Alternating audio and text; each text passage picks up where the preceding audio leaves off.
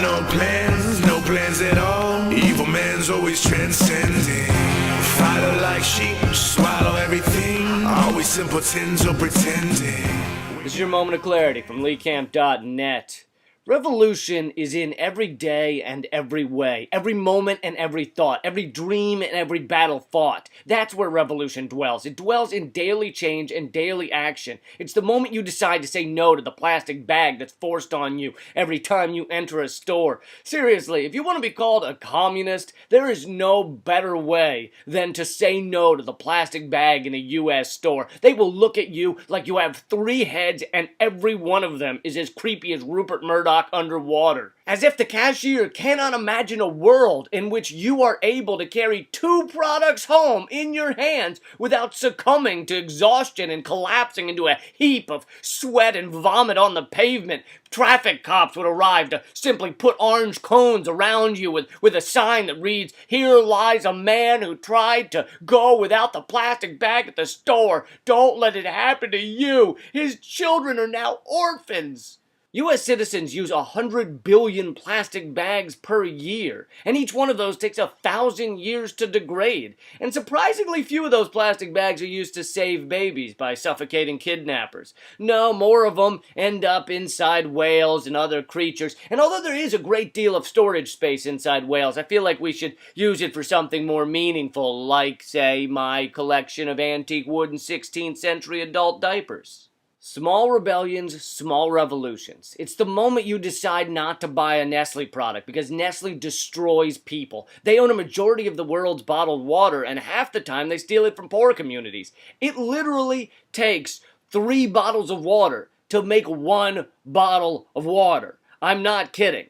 But it only takes 2 idiots to make another baby idiot. And therein lies the heart of an unsustainable model. Nestle also uses borderline slave labor to get their cocoa beans. So I've now gotten to the point that when I see a Nestle product in the store, I immediately hear screaming children in my head.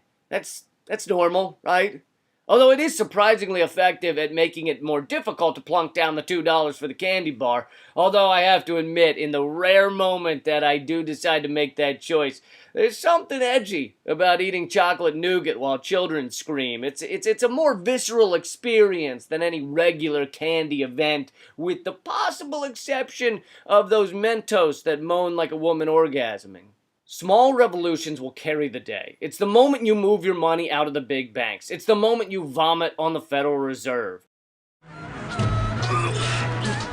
It's the moment you view a human as more than a dollar sign, and the instant you don't buy that t-shirt with the massive brand name across the front of it. Why help Nike or Adidas advertise? Why be their billboard? Each Nike logo is them pissing on their territory, pissing on you. Why would you wear that with pride, like a statue's face covered in pigeon poop? You should wear that like you were held down and forced into it, like some sort of sadomasochistic costume mistake where you forgot your safety word and ended up dressed like a fart bag. It's barricading an illegally foreclosed upon home. It's teaching your child to write on a test. Columbus wasn't the first to discover America. He was in fact the last to discover America. It's eating the local food and not supporting factory farming. It's planting a little seed of fact in someone's brain that one day could blossom into a full-on tantrum of truth. It's turning away from shopping for shopping's sake. It's the tool share in Toronto, the zip car in New York, the community garden in Seattle. It's looking the other way if someone breaks some stupid corporate rule designed to treat people like animals. The bathroom is for customers only. Who honestly gives a f***?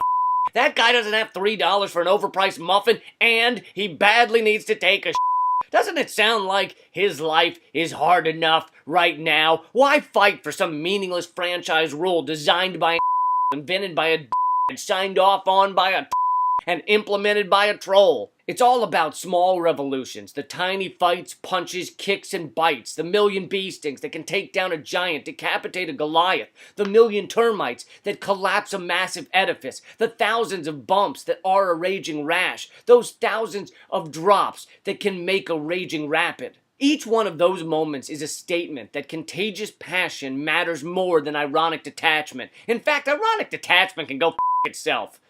In a casual, I don't even care kind of way with a funny mustache. Far funnier than mine. 1,000 times a day, we're faced with tiny decisions, minuscule moments that could be battles won, baby steps toward a better civilization, molecules that make up a societal elevation, and a billion people out there regularly say to themselves, those things don't matter at all. Now just pause and think, what if all those people thought they did matter? That's been your moment of clarity from LeeCamp.net. If you feel like it, list the small acts of rebellion you do regularly, or tweet them to the hashtag #smallacts. And this song here at the end is made by Anarchy L. He took my words and turned them into a very interesting song called You're a Slave. I'll put a link to his stuff in the description. Keep fighting. Dumb and indebted is revolt. You're a slave. Dumb and indebted is revolt. You're a slave.